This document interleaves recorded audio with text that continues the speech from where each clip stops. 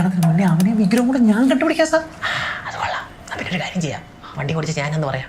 എൻ്റെ കല്യാണം കഴിഞ്ഞല്ലേ, ഞാൻ സസ്പെൻഷൻ മേടിച്ച് വീട്ടിലിരിക്കാം. താൻ പോയി കേസ് അന്വേഷിക്കുക. ദേ ഏറ്റല്ലോ അല്ലേ? ആമാ പൈസ കാണുന്നില്ല, നീ കണ്ടായിരുന്നോ? ഫ്രിഡ്ജിന്റെ മുകളിലിരുന്നാണോ? 4710 രൂപ. ഞാൻ കണ്ടില്ല.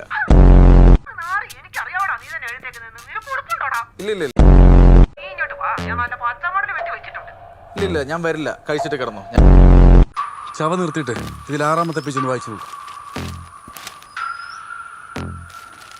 ഗവൺമെന്റ് തസ്തികയിലേക്ക് 101 ഒഴിവുകൾ. പണിക്ക് പോകാനാണോ? അതൊന്നും ആവില്ല. പോസിറ്റീവായിട്ട് ചിന്തിക്കേ. മയക്കുമരുന്ന് കേസിലെ 1ാം പ്രതിക്ക് ജാമ്യം. പക്ഷെ ഇവനെ കണ്ടുപിടിക്കണ്ടേ? ശിവനല്ല, കണ്ണൻ.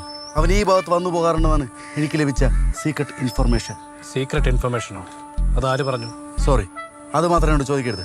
വെടിക്കെട്ട് പത്ര ശശിയായിട്ട് ഞാൻ വാക്ക് കൊടുത്താണ്. എൻ്റെ നാവിൽ നിങ്ങളെ പെരുക്കില്ല. എന്നാൽ അത് ആരാണെന്ന് അറിയാനൊരു ആകാംക്ഷ, അതുകൊണ്ട് ചോദിച്ചാൽ. ഇത്രയും പറഞ്ഞിട്ട് എനിക്ക് വ്യക്തമായില്ലേ? അവനത് പറയില്ല. ലൈറ്റർ ഉണ്ടോ? ഒരു മിഷന്റെ ഇടയ്ക്കാണ്. ഇവനെ ഞാൻ എവിടെയോ കണ്ടിട്ടുണ്ട്. എവിടെ? ഈ അടുത്തെപ്പോഴാണ്